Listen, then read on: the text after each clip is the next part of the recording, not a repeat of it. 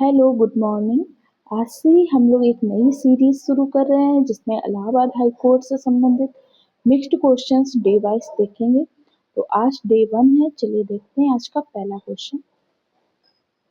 तो आज का जो पहला क्वेश्चन है वो है, भारतीय संविधान के किस अनुच्छेद के अंतर्गत उच्च न्यायालय को अवमानना के लिए दंड देने की शक्ति प्राप्त है?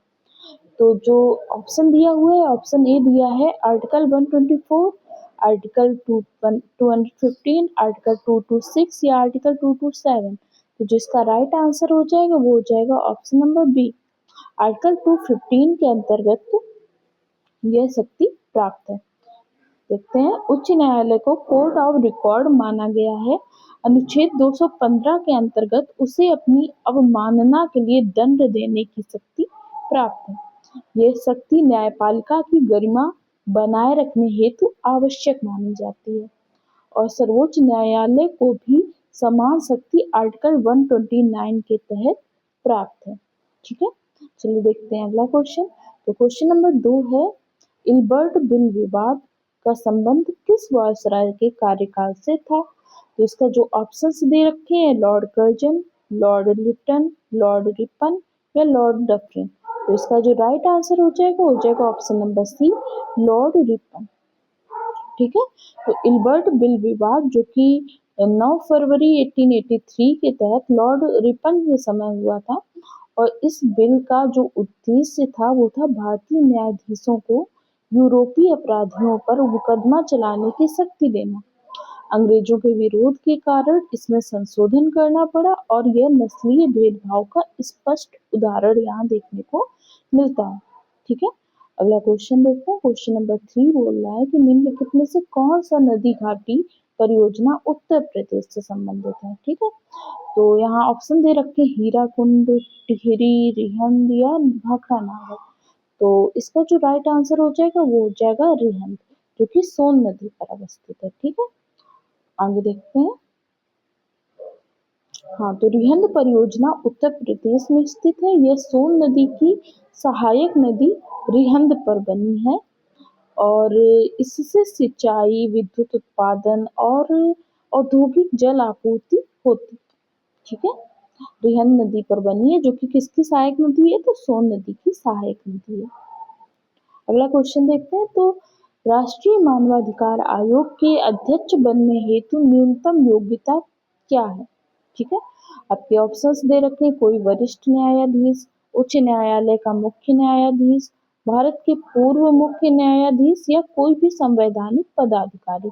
इसका राइट आंसर हो जाएगा वो हो जाएगा ऑप्शन नंबर सी, भारत के पूर्व मुख्य न्यायाधीश। ठीक है, आइए एक्सप्लेनेशन देखते हैं। तो राष्ट्रीय मानवाधिकार आयोग का अध्यक्ष भारत का पूर्व मुख्य न्यायाधीश होता है।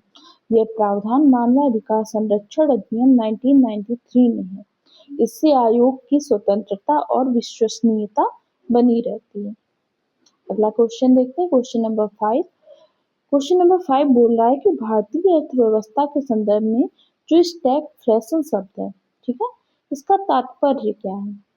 ठीक है, तो इसका जो ऑप्शंस दिए हैं, चलिए पहला ऑप्शन दिया है उच्च विकास व निम्न मुद्रास्फीति, बी ऑप्शन है निम्न विकास व निम्न मुद्रास्फीति, सी नंबर दिया है ऑप्शन सी है निम्न विकास व उच्च मुद्रास्फीति या उच्च विकास व उच्च मुद्रास्फीति।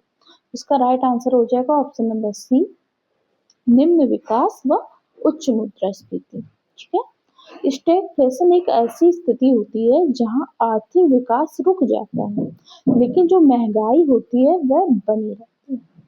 यह नीति निर्माताओं के लिए चुनौतीपूर्ण स्थिति होती है क्योंकि सामान्य उपाय प्रभावी नहीं होते। ठीक है, चलिए अगला क्वेश्चन देखते हैं।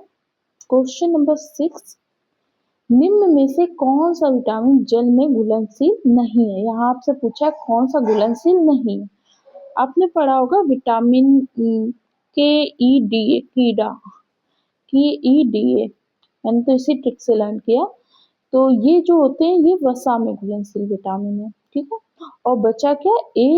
बी एंड सी, ये जो विटामिन है ये जल में घुलनशील होते हैं। तो यहाँ पे आपसे पूछा गया है कि कौन सा विटामिन जो है वो जल में घुलनशील नहीं पूछा है तो विटामिन ए जो होता है ये होता है वसा में घुलनशील। ठीक है, तो आगे देखते हैं।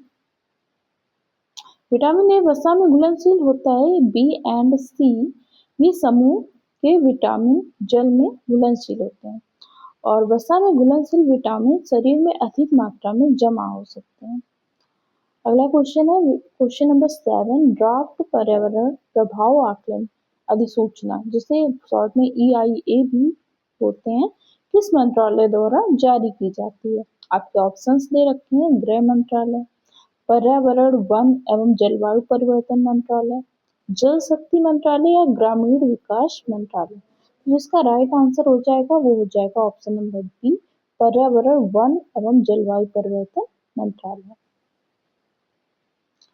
तो EIA अधिसूचना पर्यावरण वन एवं जलवायु परिवर्तन मंत्रालय द्वारा जारी की जाती है।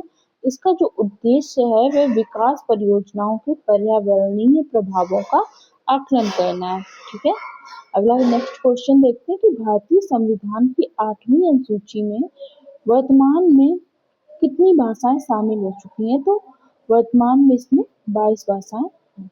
ठीक है, चलिए आगे देखते हैं। तो ये जो 3 बार संशोधन होता है ना, 21वां, 71वां एंड 92वां, तो ये जो 92वां संविधान संशोधन 2003 के द्वारा जो भाषाएं जोड़ी गई थी वो थी बोडो, डोगरी, मैथिली, संथाली। इसके बाद टोटल भाषाओं की संख्या हो गई 22। ठीक है, और पहले मूल संविधान में 14 भाषाएं थी। ठीक है, और फिर 21वां जब संविधान संशोधन होता है उसके तहत सिंधी भाषा पहले जोड़ी जाती है। इस प्रकार वर्तमान में 22 भाषाएं हैं। ठीक है, आगे क्वेश्चन देखते हैं। क्वेश्चन नंबर 9, जनवरी 2026 में चर्चा में रही डिजिटल न्याय पहल का मुख्य उद्देश्य क्या है? तो इसका जो राइट आंसर है यही ऑप्शन नंबर बी, AI आधारित केस मैनेजमेंट। ठीक है, डिजिटल न्याय पहल का जो मुख्य न्यायालयों में तकनीक का प्रयोग बढ़ाना है। इसमें AI आधारित केस ट्रैकिंग, E फाइलिंग और त्वरित न्याय पर जोर है। ये न्यायिक सुधारों का महत्वपूर्ण कदम है। ठीक है,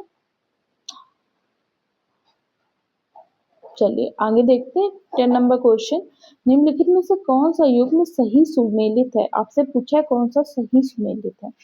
ऑप्शन ए दे रखा है अजंता जैन गुफाएं, एलोरा बौद्ध गुफाएं, बाघ गुप्त काल से संबंधित है, या सांची की गुफाएं मौर्य काल, सांची स्तूप। ठीक है, तो यहाँ जो राइट आंसर हो जाएगा सांची स्तूप जो होते हैं ये मौर्य काल से संबंधित है, अशोक के टाइम पीरियड से। सांची मौर्य काल से संबंध है इसका। सांची स्तूप का निर्माण अशोक के समय मौर्य काल में हुआ। ये बौद्ध स्थापत्य का उत्कृष्ट उदाहरण है। अगला क्वेश्चन है, भारतीय दंड संहिता IPC किस वर्ष लागू हुई थी? तो देखिए जो IPC आता है 1860 में आया हुआ था और लागू हुआ था 1862 में। ठीक है, तो इसका जो राइट आंसर हो जाएगा वो हो जाएगा ऑप्शन नंबर सी, 1862 में लागू हुआ था। लागू होने का पूछा है तो 1862 हो जाएगा। ठीक है, यहाँ पर गलत दे रखा है, ये नहीं है, तो 1862 आप लोग देख लेना। ठीक है, भारतीय दंड संहिता 1860 में ये बना था। ठीक है, और 1862 में ये लागू हुआ था। 1860 में बनाई गई थी और ये आज भी भारत की आपराधिक कानून प्रणाली का आधार। अगला क्वेश्चन देखते हैं, question number 12, green hydrogen mission का मुख्य उद्देश्य क्या है? तो जो ग्रीन हाइड्रोजन मिशन का मुख्य उद्देश्य है, आपके ऑप्शन दे रखे हैं, कोयले का विस्तार, परमाणु ऊर्जा, स्वच्छ ऊर्जा उत्पादन या पेट्रोलियम निर्यात। इसका राइट आंसर हो जाएगा ऑप्शन नंबर सी, स्वच्छ ऊर्जा उत्पादन इसका मुख्य उद्देश्य है। तो ग्रीन हाइड्रोजन मिशन का उद्देश्य जीवाश्म ईंधन पर निर्भरता कम करना है। ये भारत के कार्बन न्यूट्रल लक्ष्य में सहायक है। ठीक है, अगला क्वेश्चन देखते हैं, निम्नलिखित में से कौन सा अनुच्छेद राज्यपाल की अध्यादेश जारी करने की शक्ति से संबंधित है? ठीक है, तो आपके ऑप्शन है, option number A article 200, article 213 या आर्टिकल 217 या आर्टिकल 224। तो इसका राइट आंसर हो जाएगा ऑप्शन नंबर बी, आर्टिकल 213 के अंतर्गत राज्यपाल के अध्यादेश जारी करने की शक्ति है। जब विधानसभा सत्र में ना हो और यह अस्थायी विधायी शक्ति है। चलिए आगे देखते हैं, option question number 14, red data book का प्रकाशन कौन करता है? आपके ऑप्शन है यूएनईपी, आईयूसीएन, डब्ल्यूडब्ल्यूएफ या यूनेस्को। इसका राइट आंसर हो जाएगा option number B, IUCN. IUCN ये रेड डाटा बुक का प्रकाशन करता है और इसमें विलुप्त प्राय प्रजातियों की जानकारी होती है। अगला क्वेश्चन है, क्वेश्चन नंबर 15 बोल रहा है कि जनवरी 2026 में आरबीआई द्वारा जारी दिशा निर्देश किससे संबंधित रहे? आपके ऑप्शन है क्रिप्टो पर पूर्ण प्रतिबंध से, या डिजिटल लैंडिंग पारदर्शिता से, या नोटबंदी से, या विदेशी मुद्रा निषेध से। इसका राइट आंसर हो जाएगा, वो जाएगा डिजिटल लैंडिंग पारदर्शिता से। ऑप्शन नंबर बी इसका राइट आंसर है। आरबीआई के जनवरी 2026 दिशा निर्देशों का उद्देश्य डिजिटल लोन प्रक्रिया को पारदर्शी बनाना है और इससे उपभोक्ता संरक्षण मजबूत होता है। आइए अगला क्वेश्चन देखते हैं, क्वेश्चन नंबर 16 बोल रहा है कि निम्नलिखित में से कौन सा अपक्षय का प्रकार नहीं है? आपसे पूछा है कौन सा अपक्षय विदृंग का प्रकार नहीं है, यांत्रिक, रासायनिक, जैविक या ज्वालामुखी। तो ये जो ऑप्शन नंबर डी है ये ज्वालामुखी प्रकार नहीं है इसका, ये एक भू आंतरिक प्रक्रिया है। ठीक है, बाकी अपक्षय के प्रकार में आते हैं यांत्रिक प्रकार, रासायनिक व जैविक होते हैं, जबकि ज्वालामुखी एक भू आंतरिक प्रक्रिया है। अगला क्वेश्चन है क्वेश्चन नंबर 17, भारत में लोक अदालत का संवैधानिक आधार किस आर्टिकल से जुड़ा है? आर्टिकल 21, आर्टिकल 32, आर्टिकल 39A या आर्टिकल 226।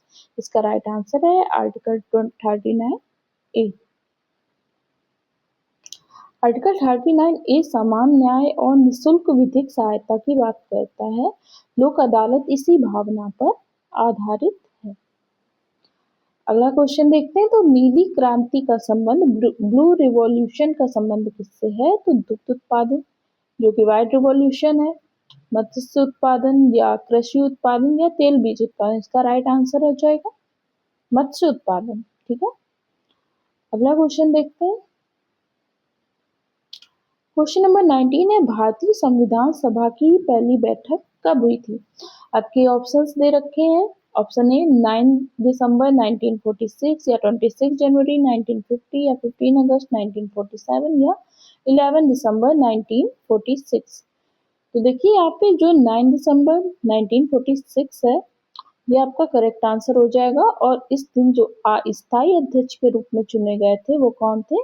सच्चिदानंद सिन्हा। ये अस्थायी अध्यक्ष चुने जाते हैं और फिर जब 11 दिसंबर को बैठक होती है जिसमें स्थायी अध्यक्ष के तौर पर आपके राजेंद्र प्रसाद जी स्थायी अध्यक्ष चुने जाते हैं। चलिए आगे देखते हैं, तो संविधान सभा की पहली बैठक जो होती है वो होती है 9 दिसंबर 1946 को और डॉक्टर सच्चिदानंद सिन्हा इसके अस्थायी अध्यक्ष थे। और लास्ट क्वेश्चन है क्वेश्चन नंबर 20, जनवरी 2026 में भारत द्वारा किस क्षेत्र में अंतर्राष्ट्रीय सहयोग बढ़ाने पर जोर दिया गया? अंतरिक्ष मलबा प्रबंधन पर या कोयला खनन पर या परमाणु हथियार पर या कागजी मुद्रा पर? इसका राइट आंसर हो जाएगा ऑप्शन नंबर ए, अंतरिक्ष मलबा प्रबंधन पर। ठीक है, तो जनवरी 2026 में भारत ने अंतरिक्ष मलबा प्रबंधन पर वैश्विक सहयोग बढ़ाने पर जोर दिया। बढ़ते उपग्रहों के कारण यह विषय अत्यंत महत्वपूर्ण हो गया। ठीक है, तो आज के लिए बस इतना ही। Thank you so much.